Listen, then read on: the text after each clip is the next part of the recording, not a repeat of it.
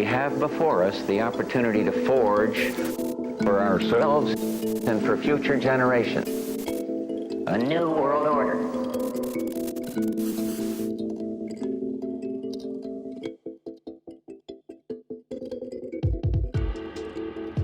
His presidential campaign came to an end tonight, whether he knows it or not. Listen, first of all, what we saw tonight is the president making a very clear contrast with Donald Trump on all of the issues that matter to the American people. Yes, there was a slow start, but it was a strong finish. And what became very clear through the course of the night is that Joe Biden is fighting on behalf of the American people.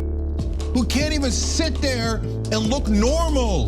This thing's a bloodbath. He's going to get annihilated.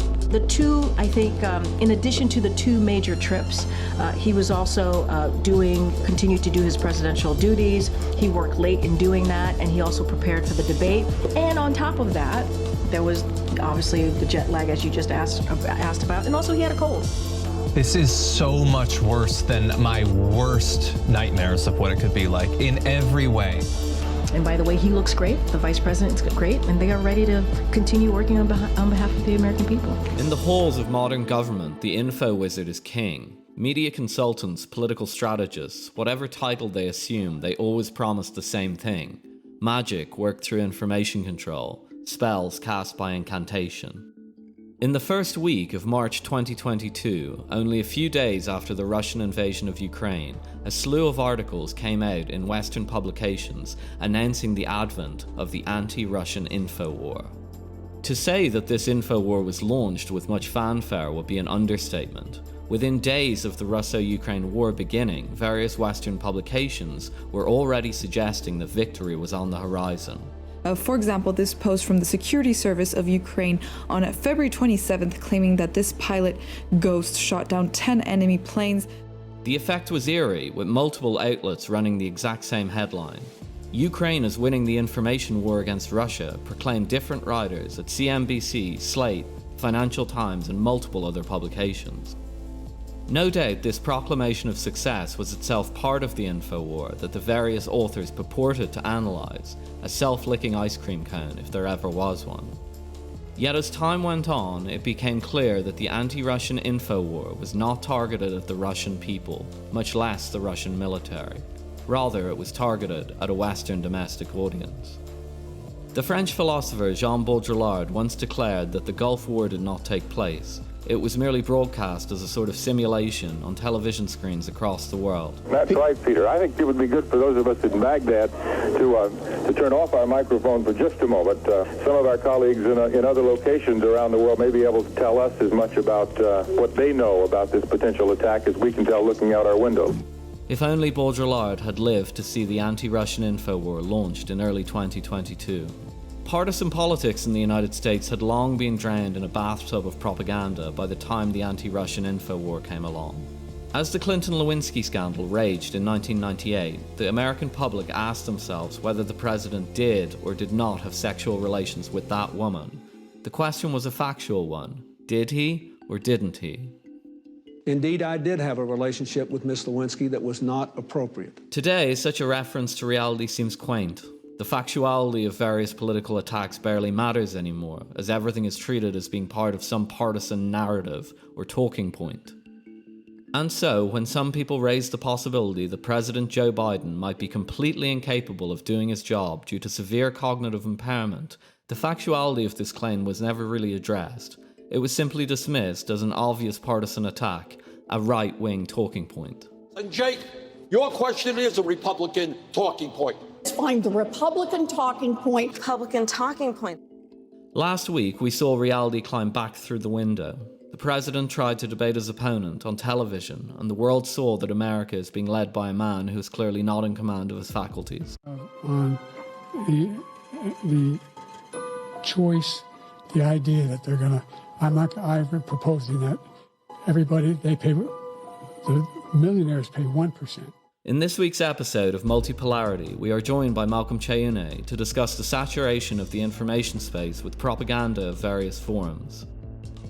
Are these really the savvy tricks that consultants and strategists claim them to be? Or are they a symptom of a political system experiencing deep decline?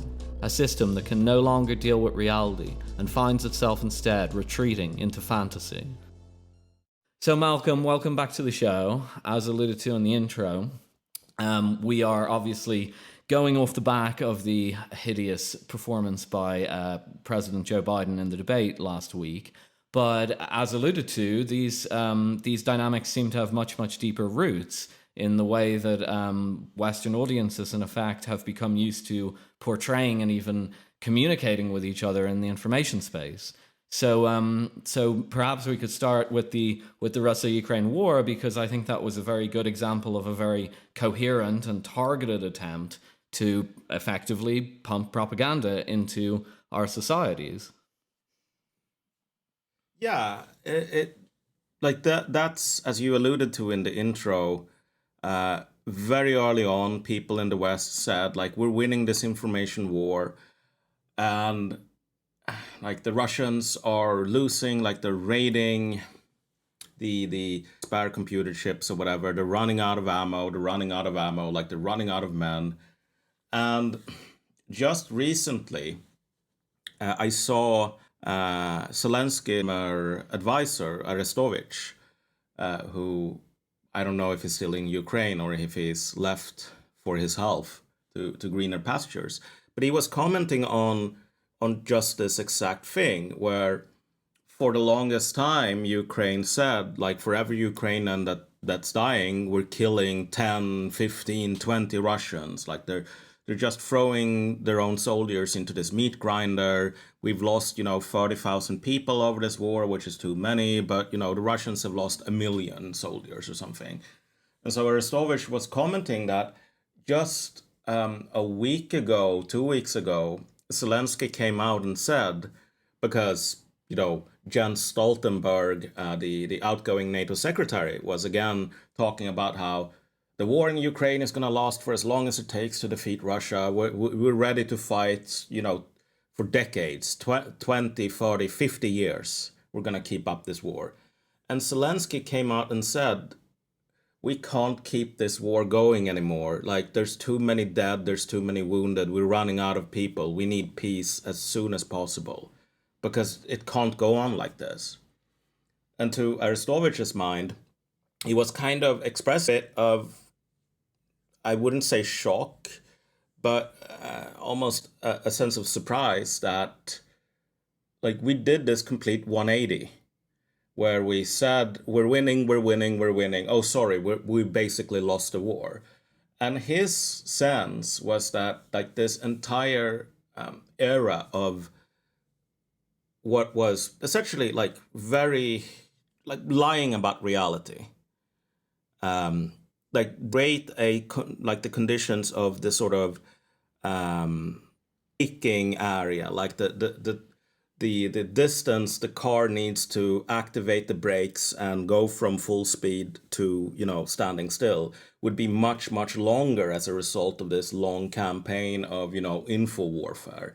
I think that's right, but it kind of speaks to something else, which is that this info warfare is not necessarily a top-down phenomenon in the West. Like, we like to think about the propaganda in China or whatever, where it's the shadowy Ministry of Official Truth or whatever, pushing out the approved narrative. And if you don't agree with what the Ministry of Official Truth says, your social credit points are deducted and you get sent to a black site in, the Shenzhen or whatever.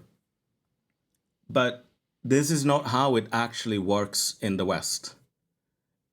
We have something that's far more interesting and in some ways far more damaging to society, where the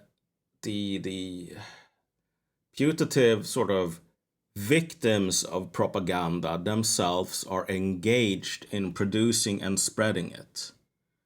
And we can get into this a bit further down the road with, like, NAFO and so on. But we in the West, as we've lost the ability to, manufacture artillery shells, what we do is we try to manufacture reality by consensus. And that has not turned out very well in Ukraine.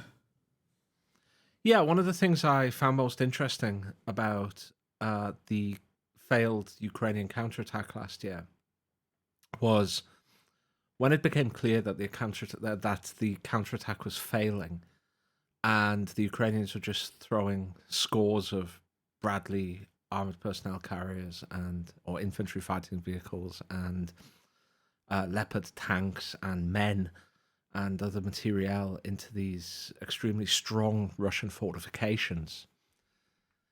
The media at first reported on this late, but it eventually did catch up to the fact that this was happening. But then there was a sudden surge in the media of stories about how Ukraine had to recapture the narrative. I think this was kind of about a year ago, or maybe August last year. And there was a real focus that they needed to regain the narrative of what they were doing, that they were having successes and that it was good, almost as if it was an election campaign. There weren't calls to reassess Ukraine's tactics for the counteroffensive. There weren't calls to reconsider the whole strategy of what they and the West were doing in Ukraine. No, the main call was that they were going to have to reclaim the narrative.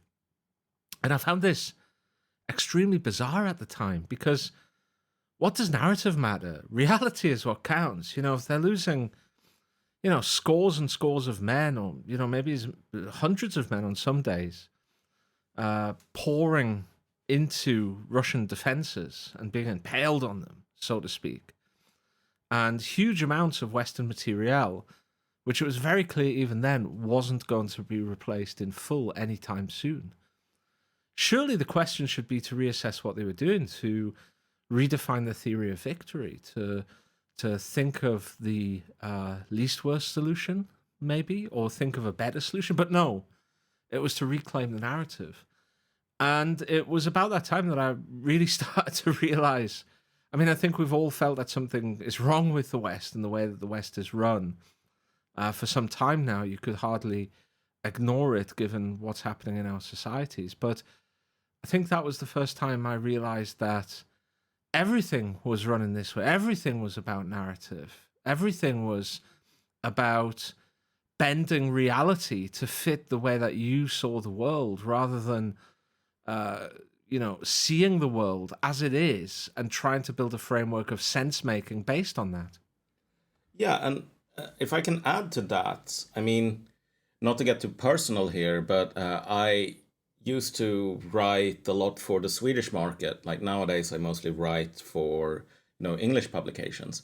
But for a while, that became pretty impossible due to being outed as a Putin spy or whatever. Like I became a persona non grata in some sense for pointing out that these sanctions against Russia, like the economic sanctions, they weren't going to work.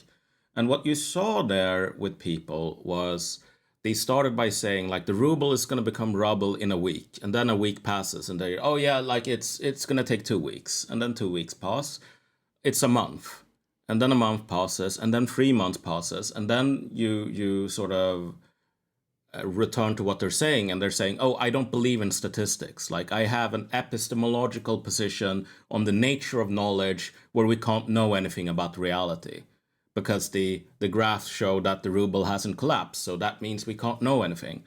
And this is the way that people manage like these breaks where the narrative framing, the info warfare doesn't work. Like what they will try to do is simply to move on and ignore it.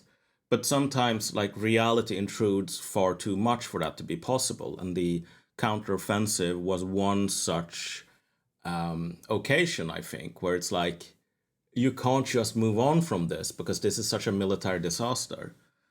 But regarding the counteroffensive, additionally, one has to say that the way in which the West has structured itself, like mentally, psychologically almost, means that the war that Ukraine had to fight was in some way quite twisted, like it was deformed almost from a purely military logic.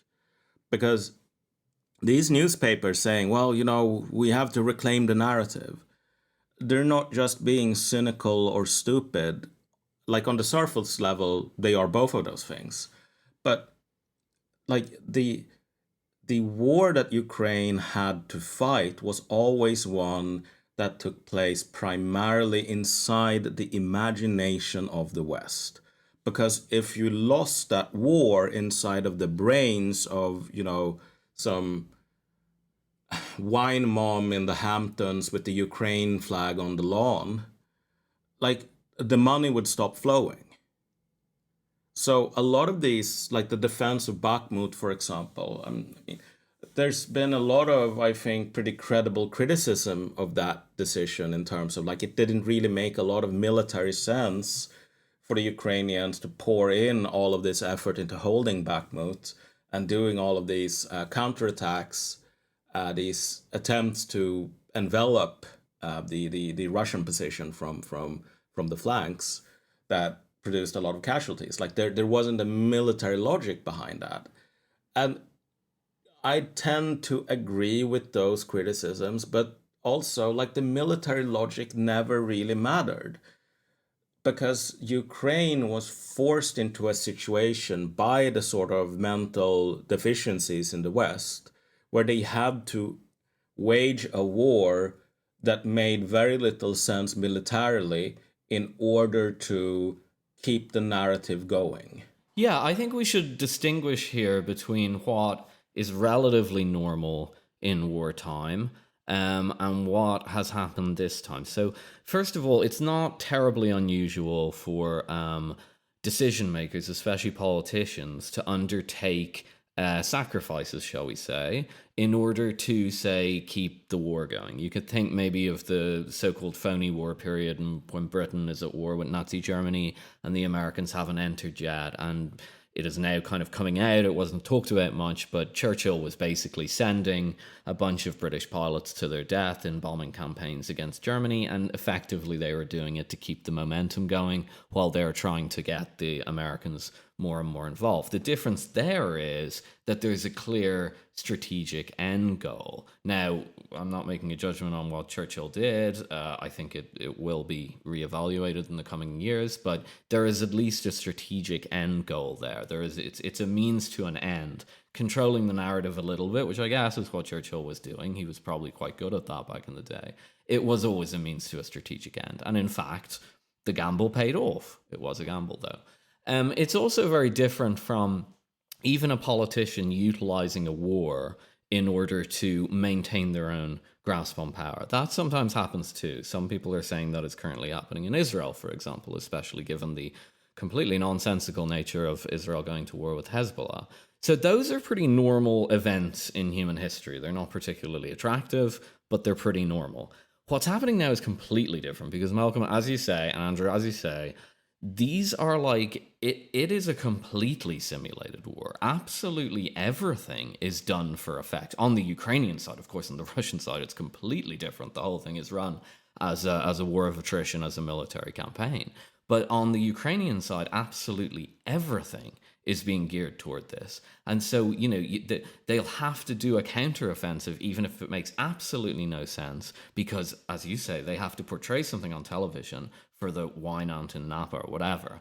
Otherwise, they'll lose support. Otherwise, support for the war will dry up. And what's amazing is that you've got a fairly militarized state over in Ukraine at the moment, led by people who've been through a lot, let's be honest. I mean, they're probably some of the toughest people on earth at this point.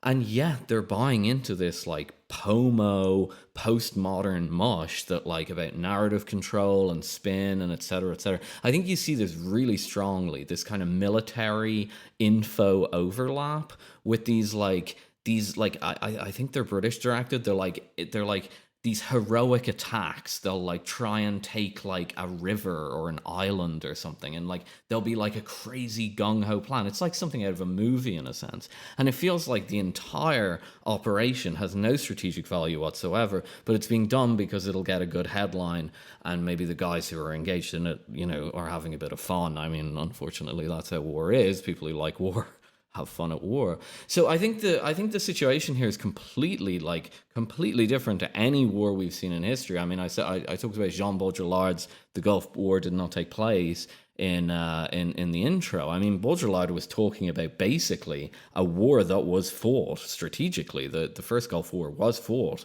on both sides, really, strategically, and then the images were broadcast to give this kind of full sense of it and embolden American technology and so on. Well, we're very far from that now. No, we're not just taking photographs of a war that's being strategically fought and stitching them together to build up the profile of the American empire or whatever. We're at the point now where we are engaged in warfare that is actually geared to produce the cinema. It's almost like it's completely directed like a film or something like that, and it's all to produce the images. And as you say, Malcolm, and we'll talk about it more, I think, when we get to the political aspects of this, but I think we'd be wrong to say that there are these cynical manipulators behind the scenes that are crafting the script and everything like that. I think you have this group of people, which seems to go, certainly the Western political elite, maybe even the Western military elite at this stage, who are probably kind of raised on, I don't want to blame everything on postmodernism, okay, this isn't the Jordan Peterson show, but, you know, that are kind of imbued with this idea that everything's an illusion and everything's narrative and everything like that. And they seem to have glommed onto a heavily militarized state and be able to turn the entire Ukraine into kind of a movie set. It's one of the most bizarre things. I think historians will look back on it, I'd say, and think it was a very strange moment in history.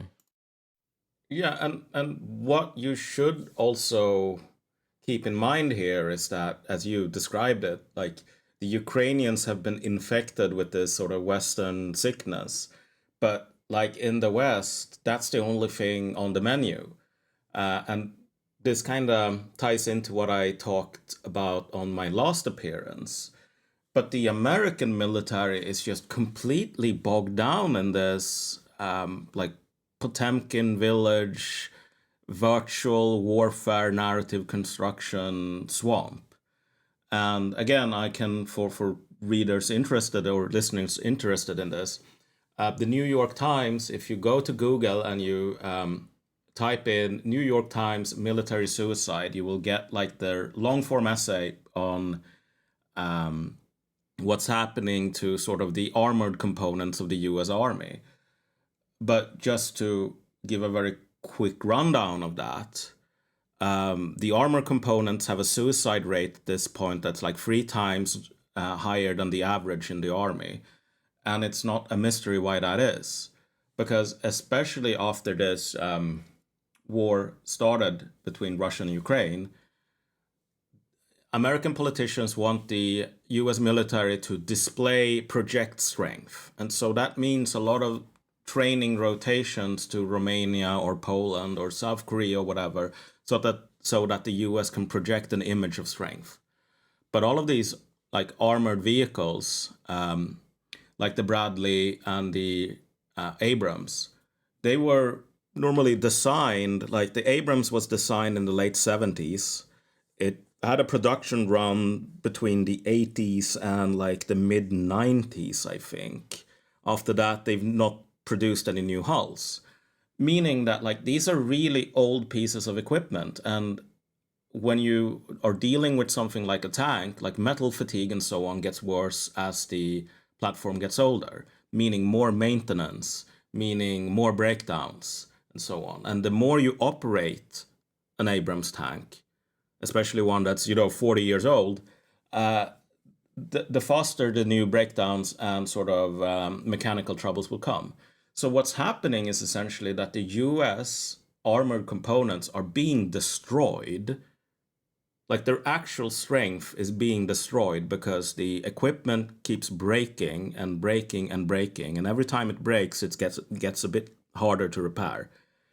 Keeps breaking, and people keep committing suicide or quitting the army because the workload is so high.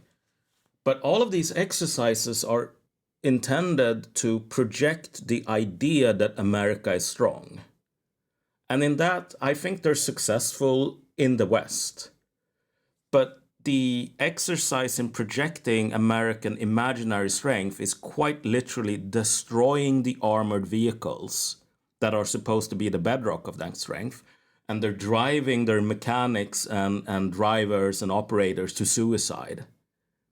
So both the human and mechanical components of the U.S. Army are being, like, they're basically being cannibalized just to keep the illusion of strength going. So none of this comes out of a vacuum. Obviously, we've talked about the war. I think the war has been a really, really good example of a lot of this stuff. Maybe some of us have seen it up close for the first time, and how explicit and how strange it can be, how mind-bending in a sense.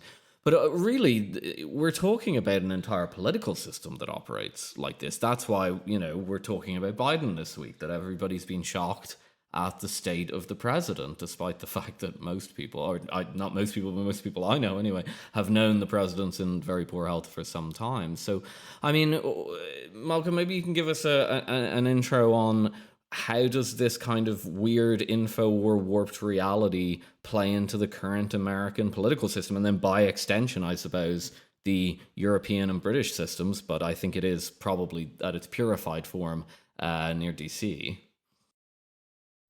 Yeah, and for those of people who have been living under a rock for the last week, Joe Biden and Donald Trump had their first presidential debate. When we're recording this, it's been less than a week since the debate between Trump and Biden. And during that debate, Joe Biden was clearly not lucid. Like again, most people should know this, but like he had all of these gaffes and so on that are very consistent with an old person going through, like whatever, Alzheimer's, dementia, like all of these things that happen at the end of most people's lives where their mental faculties decay. And what's happened afterwards is that you have a lot of conspiracy theories, in a sense, where people say, oh, well, they put Biden up in front of the cameras because they knew he was senile and they wanted to get rid of him. And they being some sort of, I don't know, shadowy cabal of the people who really hold power inside the Democratic Party.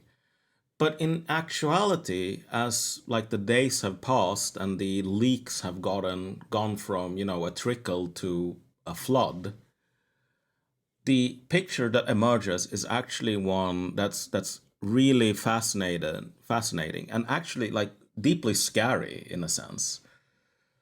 Because sure, as you pointed out, Philip, there's been a lot of signs going back to even 2019. And in 2019 and 2020, there was an actual debate on whether Joe Biden should even run for this because he was getting older and he was getting slower. But in 2019, Joe Biden kind of had some pretty good days. Like he did well in the debate against Trump. And so people said, well, it can't be that bad. But over time, those signs have multiplied. And the media has played a very active role in suppressing all of these stories. They've echoed, White House statements saying that like the video of him stumbling or walking around lost and confused at the recent G7 meeting, that was just fake news, like it was a faked AI video or something. And so, the New York Times dutifully reported that this is fake. And now it's been like a preference cascade, like after the fall of the fall of the Berlin Wall, where everyone is suddenly waking up and saying, no, this guy is actually senile. And everyone in the media is waking up and saying, no, this guy is actually senile. How did this happen? And what's so interesting here is that there's no trace of cynicism to be found in the reaction at having, quote unquote, discovered that Joe Biden is not all that he was. The journalists who dutifully, suppressed and ignored that kind of news story now seems genuinely shocked, amazed, and sort of dismayed at seeing Biden like this. I think that and that genuine shock actually is genuine in a sense where the political dynamic here is one where Biden was surrounded by, a very small cadre of loyalists that had been with him for 30, 40 years. And his family, which, come with a lot of baggage. And these people kept telling the Democrats, no, we just need your support in this. Like, we've got this. Just trust us. Just give us the backup here, and we'll get through this. And I think people actually really thought that if you had a skilled enough information wizard, a narrative controller, casting those spells by incantation, as you alluded to in the intro, Philip, that the problem would not be a problem. And now they're discovering that narrative magic actually can't affect reality, and they're freaking out about it. Yeah, I was struck by the way that people appeared, as you say, genuinely shocked. As listeners to this podcast will know, I try to avoid American politics as much as possible, but like all imperfect human beings, I will slow down to watch a car crash. And when I saw some of the clips on Twitter of Joe just drifting off into space in the middle of sentences during a presidential debate, I kind of slowed down and paid attention. And what amazed me was the shock. People seemed genuinely shocked. These kind of big media figures and commentators and columnists and even political figures abroad in Europe were saying just how shocked they were at this, when it was something that anybody, any adult human with two eyes, has known for years. Like, we see these moments play out in front of us where he'll be at a rally and he'll start trying to shake hands with a microphone, or he'll be at some conference and he'll just walk off stage in the wrong direction and have to be, escorted in the correct direction. He will be making a speech and just drift off completely and start talking, finish a completely different sentence, and anybody could see this. And these things were happening on essentially a weekly basis. And the frequency that at which they were happening was accelerating as he was forced to go into campaign mode after the walkover primaries that he was given as sitting president. And yet, people who should know more than anybody, because they were political insiders, because they were these senior columnists and news presenters and talking heads and, the sort of people who, in theory, have really good access, and I believe do have as good access as possible, somehow missed all of this. And it's almost like being a member of the political elite means that you're less able to see things as they are than just an ordinary person watching the TV. It's very strange. And, getting back to Philip's initial point about a self-licking ice cream cone, again, it seems that they've propagandized themselves in trying so hard to refute the fairly obvious accusation, I think, that President Biden is not cognitively at his best, shall we be kind to say, and almost certainly not fit to be head of state and an executive head of state at that. In trying to refute this and trying to dismiss it as a cruel partisan attack, it's almost like they've persuaded themselves. And suddenly reality just buttered them on the bridge of the nose. And now their nose is bleeding and they're angry and upset and emotional and don't understand it. It's really very creepy to watch it happening in real time. Yeah, I think it's kind of in the nature of the way that the propaganda works itself. And, using the term propaganda even is a little bit difficult. I mean, it is propaganda, let's call it for what it is. But it's as both of you said, it's self-propaganda. It's way creepier than normal propaganda. It's propaganda created by people who actually kind of believe the propaganda. So I guess at you have the wizard level who believes the incantations actually work and they change reality. And then you have all the kind of idiots watching the magic show who I guess, buy into it too, and like actually think that the trick's real. And I guess at a certain point, the wizard actually thinks he has magical powers, and so like it's not actually clear that anybody doesn't believe it, except for the person kind of cynically looking on the distance and going, "Why are those people watching a silly magic show? They're adults." But I think it's in the nature of the way it works. I think the real trick to covering over the very obvious mental decline of Joe Biden, covering it over, as you said, Andrew, not just to the punters watching TV, but to the people who were interacting with him in the political class, donors that would meet him at fundraising dinners and so on. The trick to that is kind of the old classic out-group, in-group thing.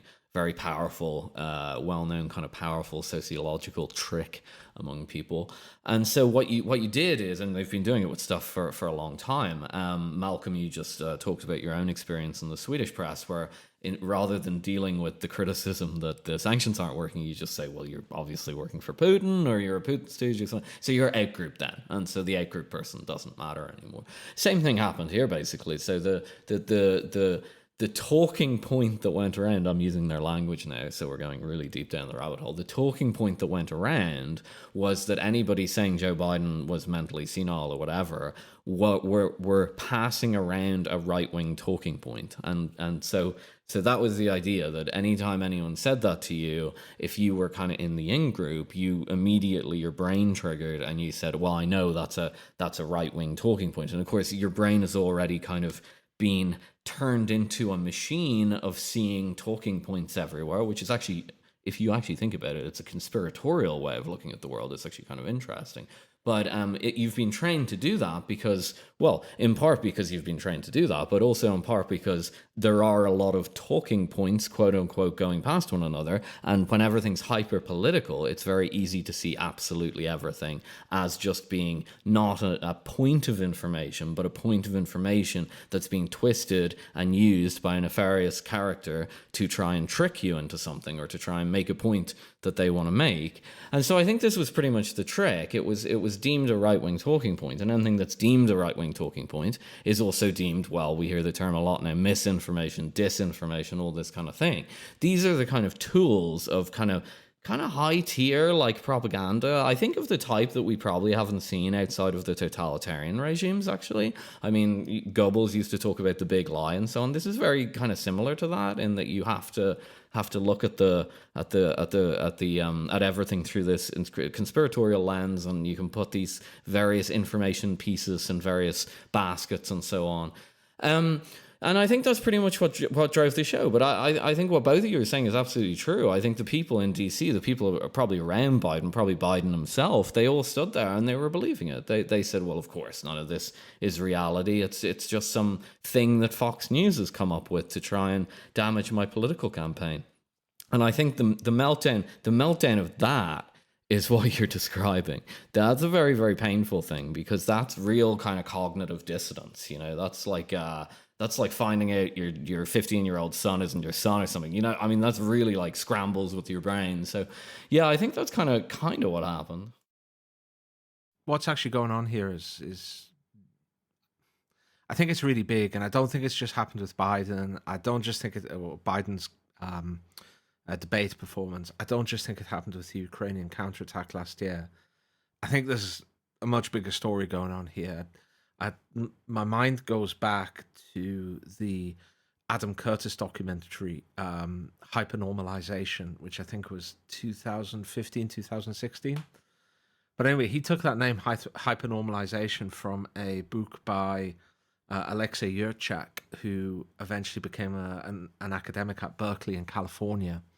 And he wrote a book about his experience living through the 1980s in the Soviet Union, called Everything Was Forever Until It Was No More.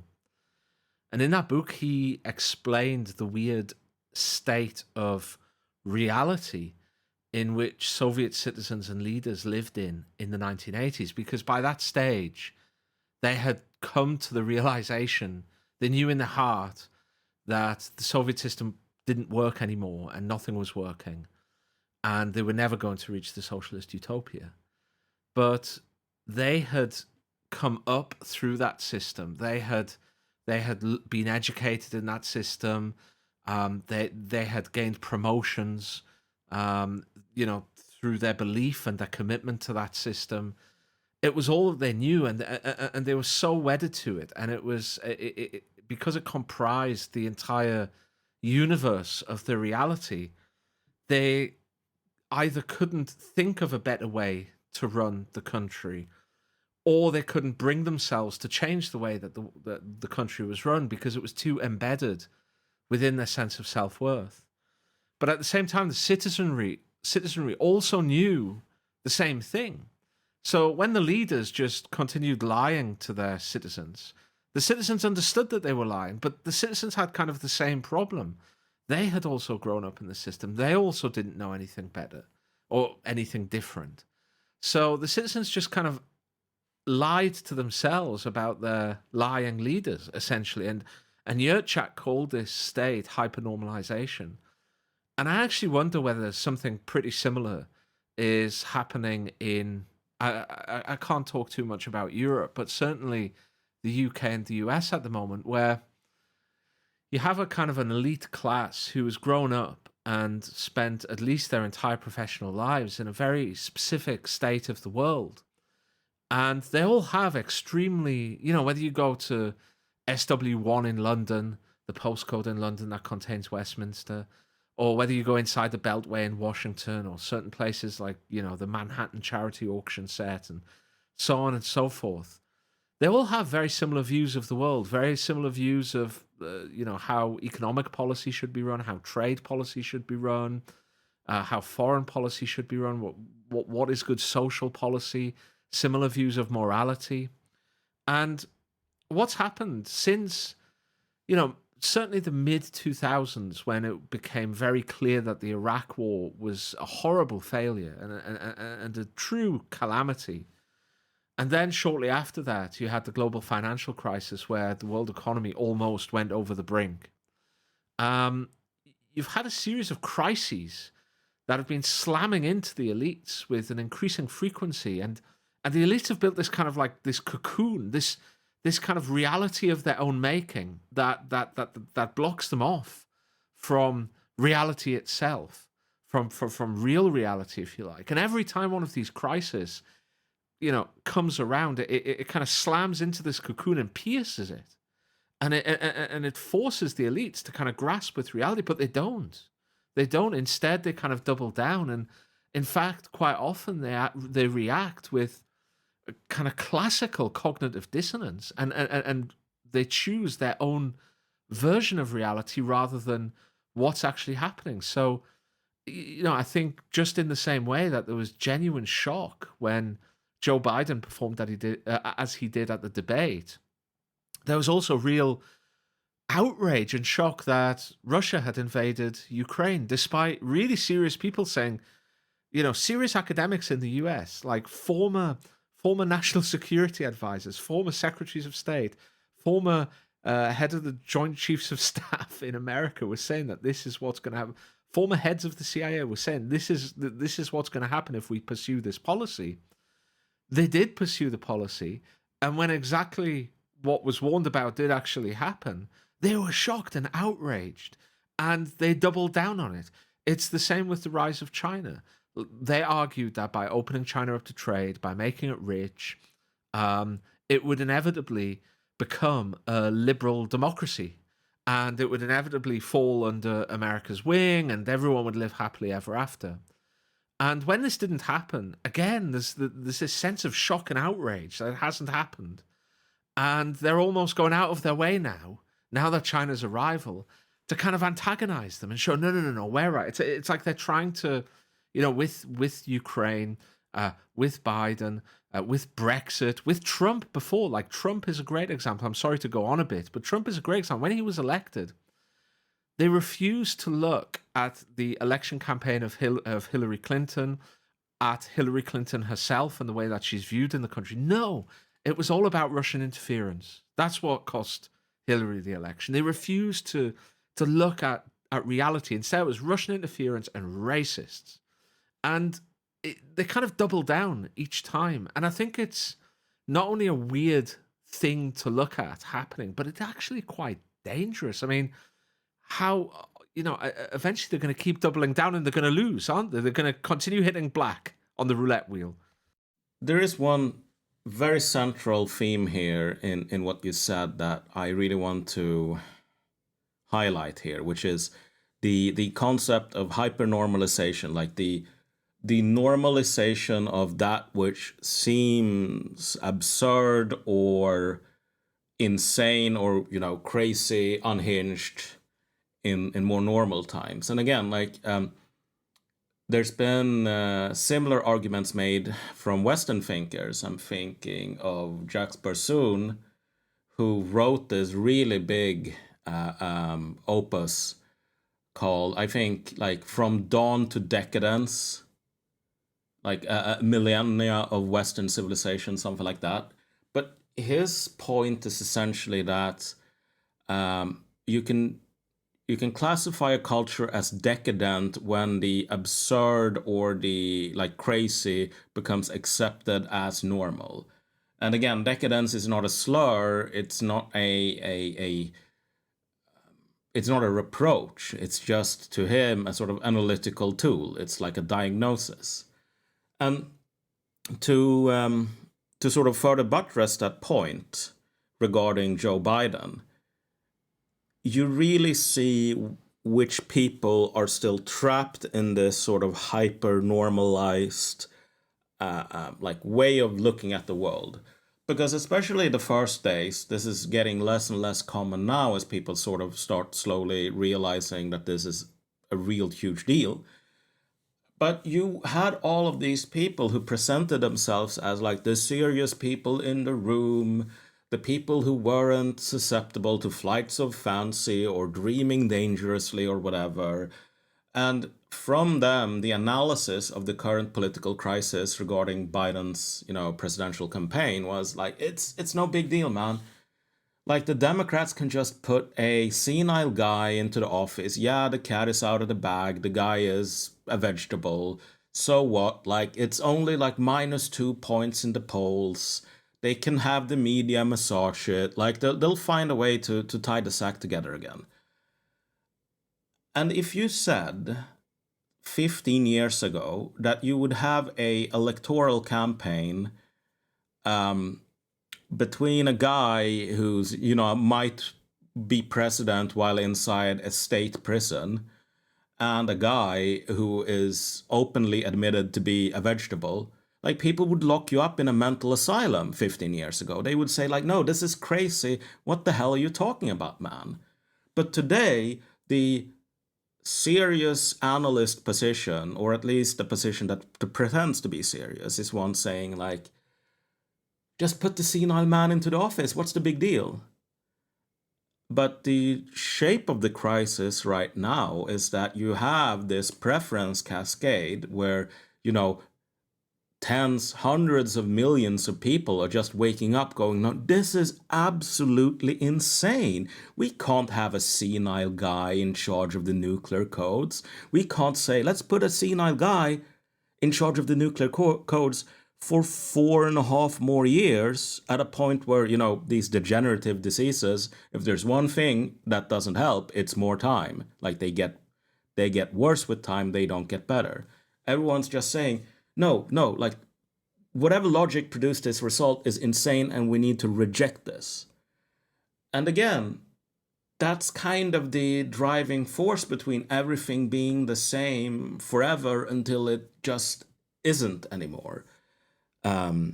Objectively speaking, putting a senile guy into the office of the most important job on the planet, as the Americans like to say, in a presidential system where the president has an incredibly important function as the guy who is the decider, who tells the various bureaucracies, this is what we're doing, and who is the only guy who has the authority to give orders to these heads of bureaucracies. Janet Yellen can't give orders to, Lloyd Austin. Lloyd Austin can't give orders to Tony Blinken. If you have a quote-unquote Regency Council, the American system is not set up for having a Regency Council because, again, there's no authority at the top. The only way that the American founders or the creators of the political system envisioned solving a crisis with an absent president is putting in a new president. Like, they didn't give the idea of having like a vegetable at the top the time of the day, because they would correctly point out that this is not a system built for that kind of thing. And so everyone is realizing, like, this is a regime level disaster. This could break the entire country, especially now in a time with like a budding financial sort of banking crisis, economic crisis, a geopolitical disaster zone. And so all of these quote unquote serious people who are stuck inside the matrix going, oh no, like, look at the polling here. Look at the presidential polling. He's only lost like 0.5 points in the race or whatever. This is recoverable according to this political consultancy. Like, these people only think in terms of the sort of hyper-normalized structure. But these hyper-normalized structures, they become so rigid that eventually they break apart. And that's what's going on right now. Like, people are looking at the structure that produces this kind of logic and they're saying, it can't go on like this. Like, it just can't. Well, that leads to the really scary question, which is pay no attention to the man behind the curtain, and we pull back the curtain and we see the man, right? So that's kind of the system that we're living under. Clearly, I think we've described it pretty well. I think we've avoided the, big other narratives of like, there is actually some guy pulling the strings and there's a puppet master and there's a plan, because that's actually kind of comforting, because if there's a guy pulling the strings and there's a regency council and there's this and there's that, like, then there's a plan. But if we're correct that this is kind of a, I wouldn't say bottom up propaganda phenomenon, but it's a integrated propaganda phenomenon where everybody believes everything and it's really strange, then what is at the core of it? What is at the hollow core? I think that's what people are beginning to ask a question about, because when they looked at the television the other day, or internet probably for our listeners, they didn't just see a guy running for president who probably can't tie his own shoes. They also saw a president that can't tie his own shoes.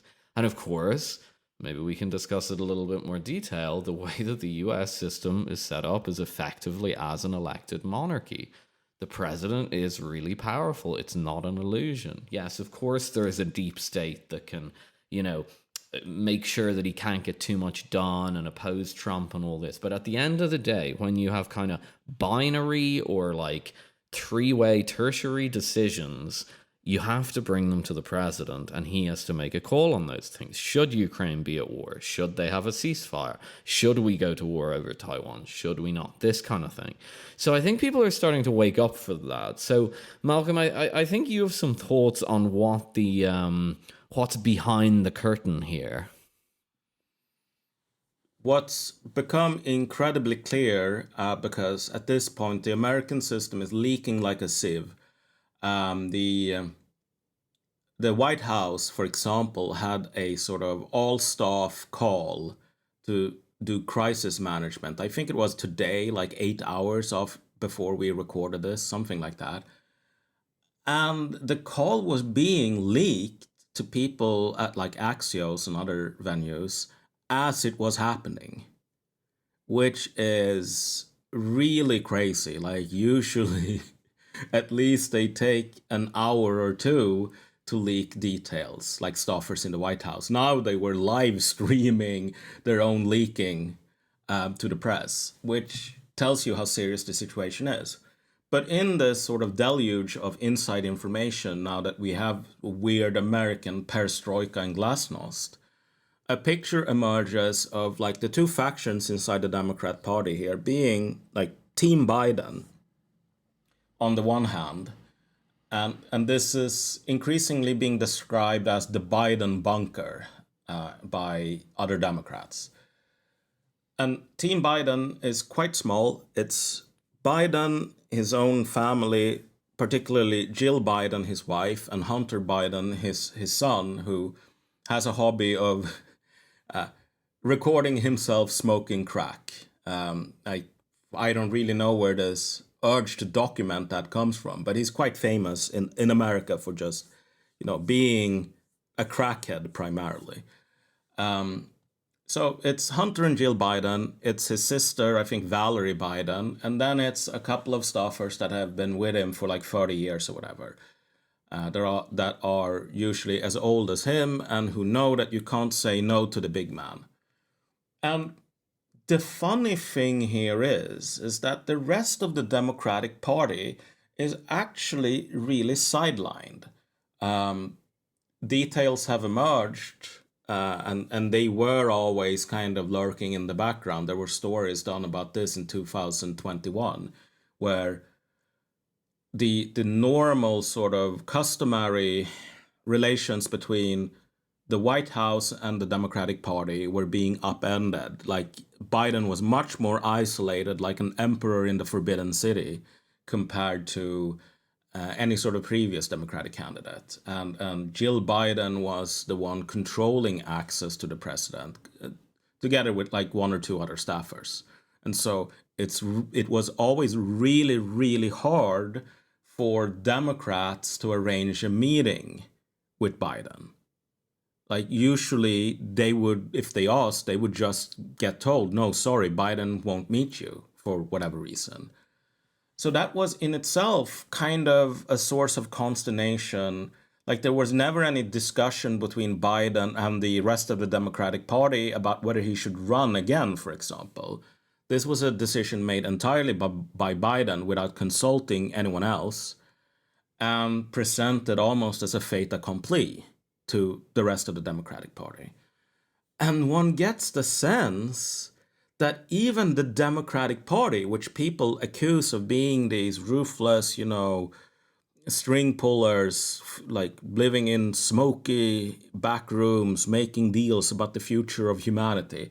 Like these people were, in a sense, also victims of the propaganda. Like they really naively assume that, well, okay, there's got to be someone in the White House who has a plan.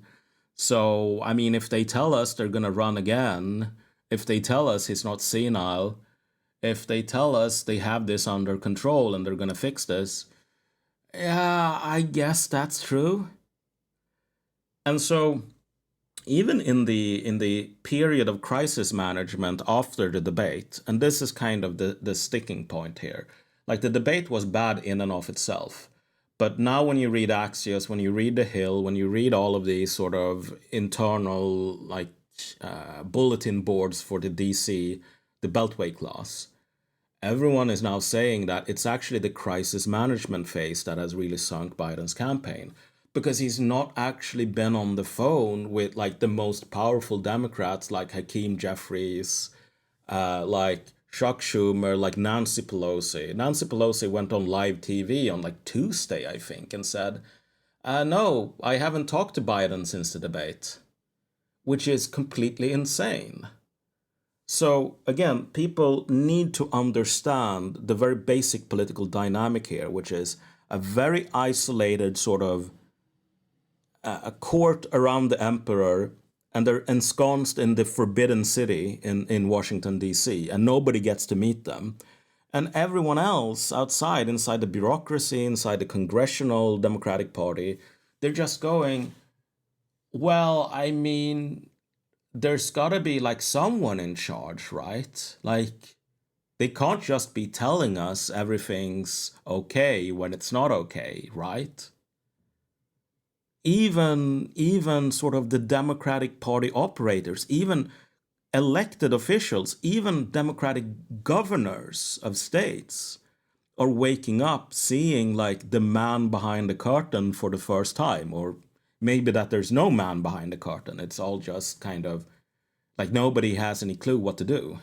Nobody has. And of course, then there's the international dimension as well, because look, the world's falling apart. We cover it on the show all the time. Well, the West is falling apart. It's not clear the world's falling apart.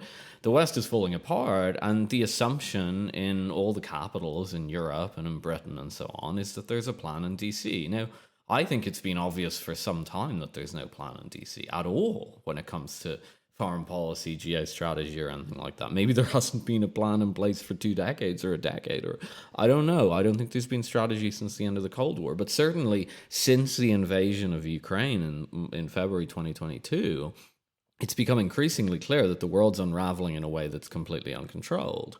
Completely uncontrolled. It's in complete freefall.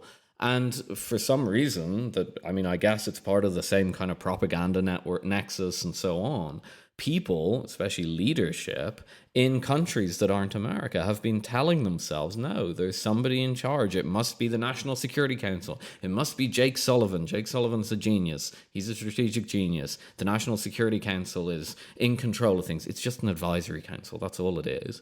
The CIA, maybe the CIA is in control of things. No, Bill Burns is currently in a government post, as far as I understand it, which is unusual for a CIA director. And he may be very smart, but he doesn't control anything. He just conveys information to the president, gives him advice, maybe does some clandestine operations. We don't talk about that. That's all they do, but it's all at the order of the president. So I think maybe, I don't know, I haven't seen it yet, but at a certain point, people in the capitals all over the Western world especially have to ask themselves the question, was it really a right-wing talking point that Biden was senile? And was it really a multipolarity podcast talking point? I guess that'll be the next thing.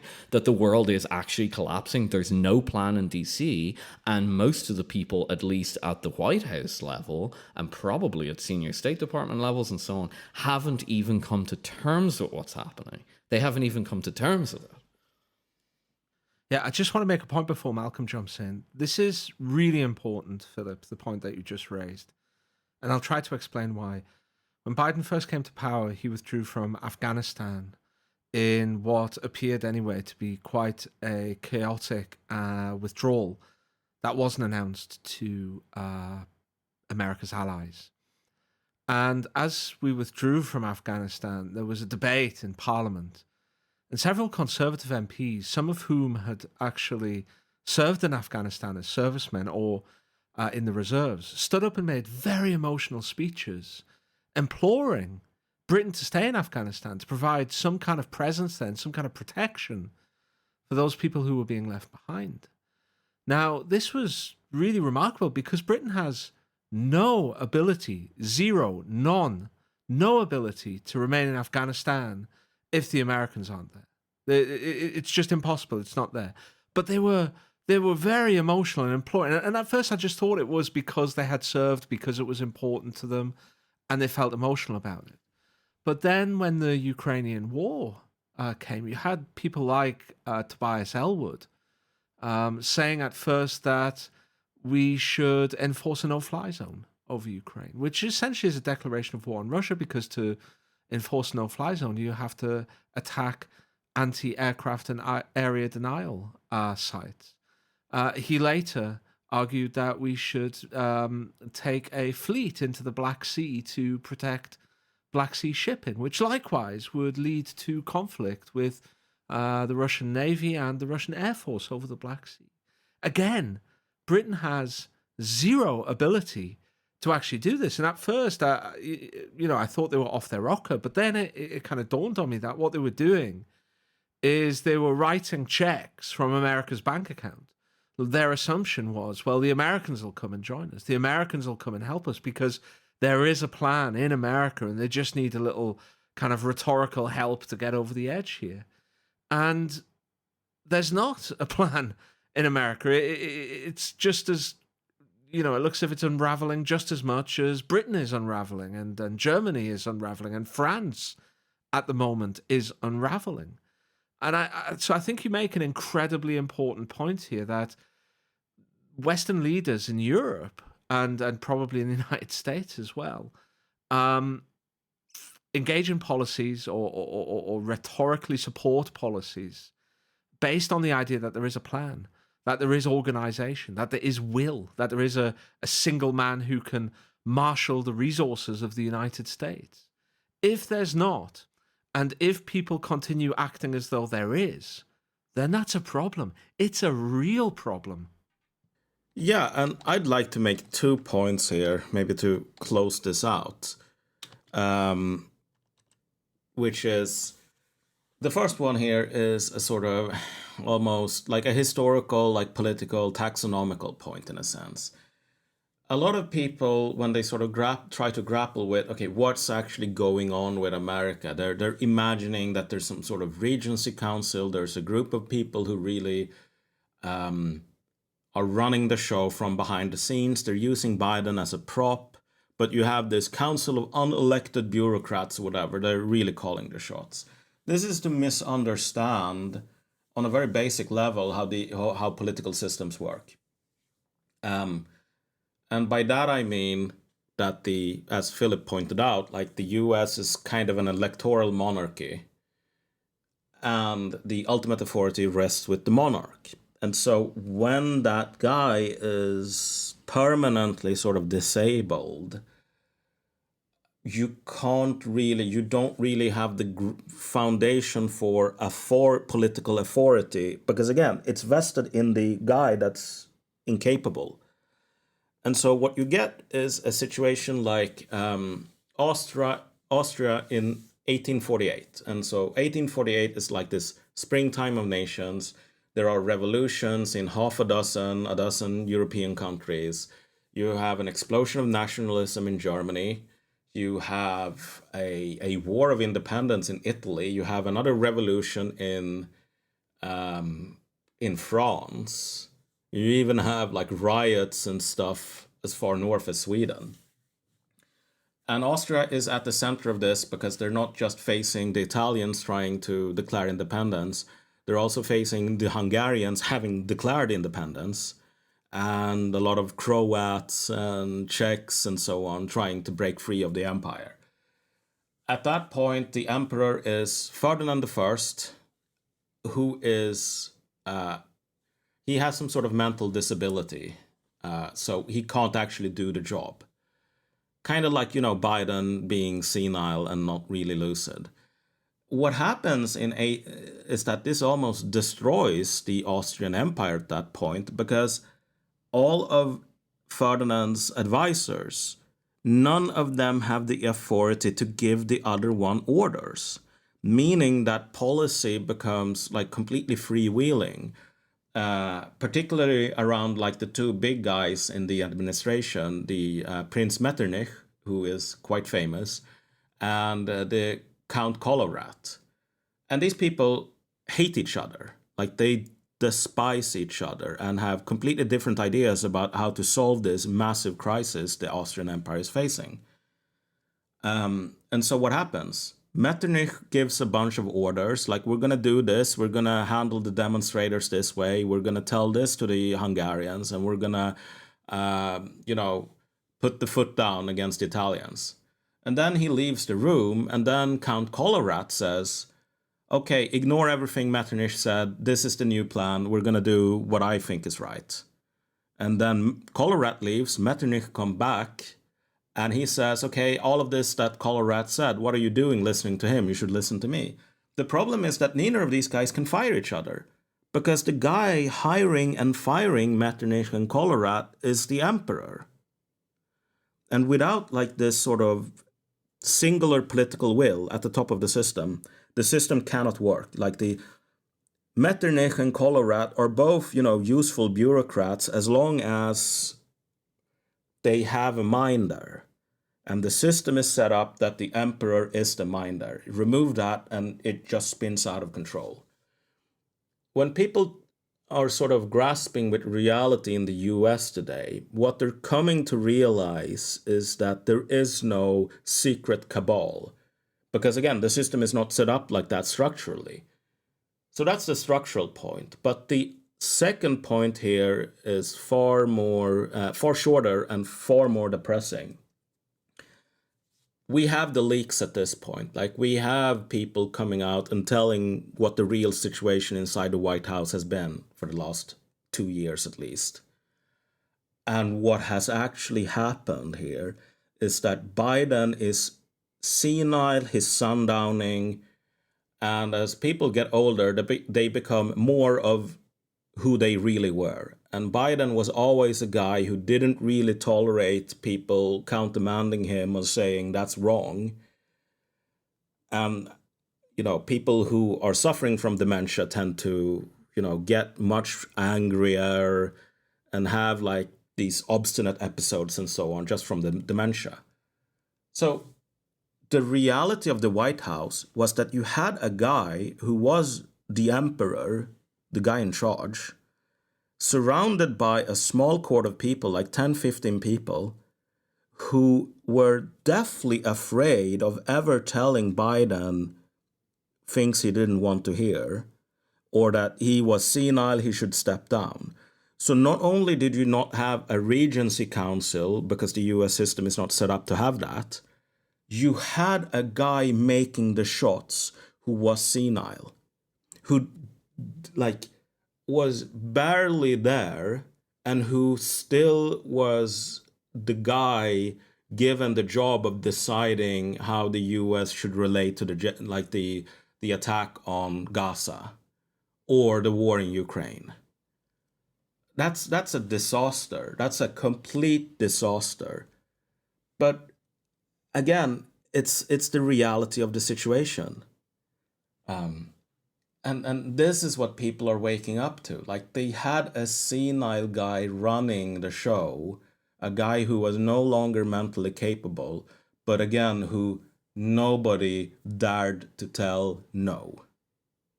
That's been the man behind the curtain all of this time.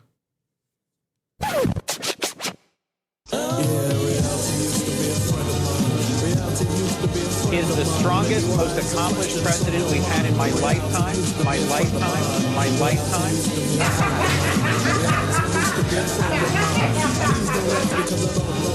I'm a driver. I'm a winner. Things are going to change. I can feel it. I remember Sandy gave me a hand.